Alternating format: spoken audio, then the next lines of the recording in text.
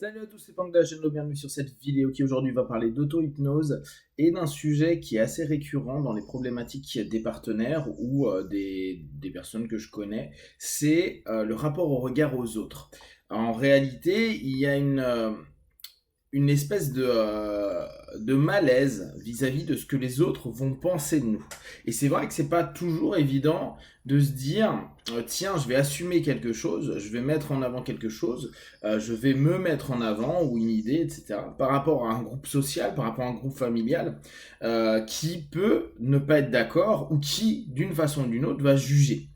Le jugement, comme je vous l'avais proposé sur d'autres vidéos, je pense que c'est quelque chose qui peut être très positif parce que ça nous permet de garder le facteur de jugement. Donc, souvenez-vous, hein, dans la notion hypnotique, c'est cette idée de se dire que à partir du moment où le facteur de jugement diminue ou commence à varier vers le bas, on va avoir une moindre capacité à faire une distinction entre une information et une suggestion, et potentiellement on peut prendre l'information comme une suggestion et donc comme une orientation sans qu'on ait pu la jauger et la juger à ce moment-là. Donc, pour revenir à cette notion-là, le fait de pouvoir être jugé, le fait de pouvoir être critiqué, c'est quelque chose qui peut être assez complexe à gérer. Et beaucoup de personnes jouent sur le regard des autres pour tenter de valider ou d'invalider leur choix, leur façon d'être, de s'exprimer, etc. Ce qui fait que pour beaucoup, il y a cette notion de masque. Je pense qu'on en met tous des masques, il ne faut pas se leurrer. Mais il y a, pour appuyer, il y a vraiment des personnes qui sont en flip, qui sont mal à l'aise et qui préfèrent garder l'image qu'ils ont donnée au monde plutôt qu'être réellement eux. Dans un premier temps, ça peut être très bien parce que souvent ça leur permet d'avoir du succès peut-être d'un point de vue entrepreneurial, d'un point de vue même amical, etc., sportif. En gros, on vend une image de nous, les gens l'acceptent, voire même la valident complètement et nous aiment par rapport à cette image-là. Mais avec le temps, en tout cas, moi c'est l'observation que j'ai et les retours que j'ai de mes partenaires, avec le temps, bah il y a quand même un malaise, c'est-à-dire que on se dit merde, je suis aimé pour quelque chose que je ne suis pas, alors sans dire que le masque n'est pas du tout ce que vous êtes, mais c'est pas réellement ce que vous êtes, et il peut y avoir un moment une espèce de, de confusion, voire parfois de, d'opposition qui se met en place à l'intérieur de nous et on commence à se dire ah, merde, j'en ai marre d'être ça, mais si j'enlève ça, je me suis battu pour avoir cette image, pour que les gens pensent cela de moi, pour créer un petit peu mon personnage. Là, d'un coup, je dois tout casser pour montrer que je ne suis pas ce que je pensais et quoi, ce que je voulais montrer aux gens. Et ça, c'est, on le sait, pas simple. Alors, moi, les expériences que je m'amuse à faire et je tente de vous proposer, c'est de jouer beaucoup donc avec nos trans, je vous rappelle, hein, cette communication entre le conscient et le subconscient en diminuant le facteur de jugement. Et là, ça a du sens de diminuer le facteur de jugement, c'est-à-dire que nous-mêmes, on arrête de penser au jugement des autres et on ne juge plus ce que nous, on est en train de mettre en place. Ou on jauge moins, en tout cas.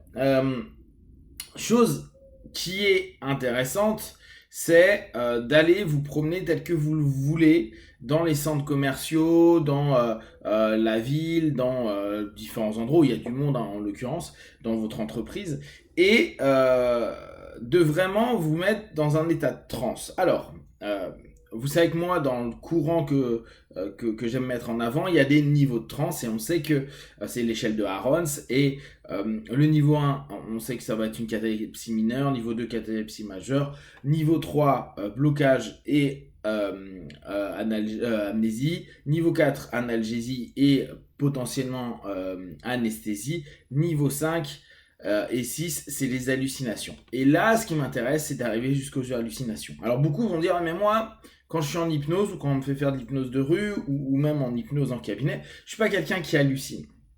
Eh bien, je vais reprendre le thème du jour. Est-ce que vous n'avez pas eu l'impression que parfois les gens vous regardaient, vous critiquaient, par rapport, je sais pas, une fringue que vous avez mis, ou peut-être une nouvelle coupe de cheveux, ou peut-être, je sais pas, un choix que vous avez fait, que ça soit d'un point de vue sémantique, d'un point de vue corporel, d'un point de vue pensée.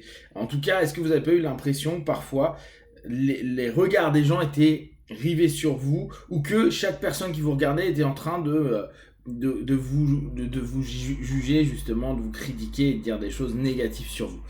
Parce que ça, si ça vous est déjà arrivé, c'est un niveau hallucinatoire. Les personnes, la plupart du temps, n'en ont strictement rien à battre. Et sur l'ensemble, il y a peut-être 10-20%, on va dire, qui peut-être vont faire une réflexion. Sinon, la plupart du temps, les gens s'en foutent royalement.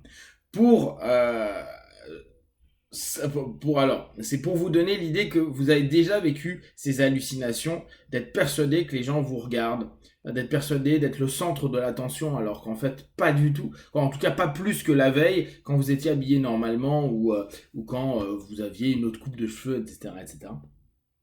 Et moi, je vous invite à aller dans des centres où il y a du monde, des points névralgiques où il y a du monde, et de vous mettre en transe avec, vous savez, la vision périphérique. Ce qui fait que vous n'avez aucune vision qui est précise. Et d'avancer, de vivre ce que vous avez à vivre à ce moment-là, mais en ne regardant plus le monde extérieur, mais en vous donnant la suggestion, alors après, comportez-vous en fonction de votre suggestion, que, au contraire, peut-être, si vous aviez l'hallucination que les gens vous regardaient, ou allaient vous regarder, parce que souvent c'est la projection du fait que, qu'est-ce qu'ils vont penser de moi, et ben, commencez à vous lancer la suggestion de, en fait, on me trouve génial, ou je suis beau, je suis belle, ou je suis charismatique, ou je suis... qu'importe le mot que vous allez vous donnez constamment ça. Vu que vous n'allez pas voir les visages des gens, vu que vous allez être dans cette notion très globale, donc très peu précise de votre vision, et que vous allez à longueur de temps jouer sur de l'autosuggestion, vous allez petit à petit... répondre à cette suggestion, et donc avoir un phénomène où si éventuellement des personnes tournent leur tête, mais ça se trouve pour regarder la boutique d'à côté ou autre, vous pourrez vous donner cette notion de suggestion positive vis-à-vis de vous-même. Pourquoi cette expérience-là ? Parce que ça va permettre petit à petit de se rendre compte que quand par exemple on va en classe, ou quand on a un discours à faire en entreprise, ou une présentation à faire dans un endroit X ou Y, cette notion de pouvoir se mettre en transe, ne plus être fixé sur certains regards, mais globaliser les choses et travailler sur l'autosuggestion, justement des regards qui sont proposés, va vous donner la capacité, en tout cas, de petit à petit changer la perception du jugement d'autrui, en vous recentrant sur votre propre autosuggestion et votre propre jugement que vous avez pour vous, et commencer à vous centrer sur vous et arrêter de vous centrer sur les autres. C'est-à-dire que notre vision périphérique, ce coup-ci, va nous permettre vraiment la base de ce qu'est l'hypnose, la focalisation et la suggestion, bien sûr, la suggestibilité à ce moment-là sur nous-mêmes. Et les autres ne seront que des éléments qui vont permettre d'approfondir ou de valider ou de cider l'autosuggestion qu'on est en train de se mettre en tête, en place, et petit à petit. Faites-le régulièrement et vous allez vous rendre compte que dès lors, ça va devenir un automatisme, et vous allez avoir certainement un grand sourire, qu'importe comment vous êtes et ce que vous faites. Peut-être que votre sourire ne sera pas extérieur, mais intérieurement, une espèce de sérénité. Parce que le jugement d'autrui prendra beaucoup moins de place, sachant que ce sera votre propre création, comme d'ailleurs le jugement d'autrui, qui est souvent une création de ce que l'on pense que les gens pensent de nous.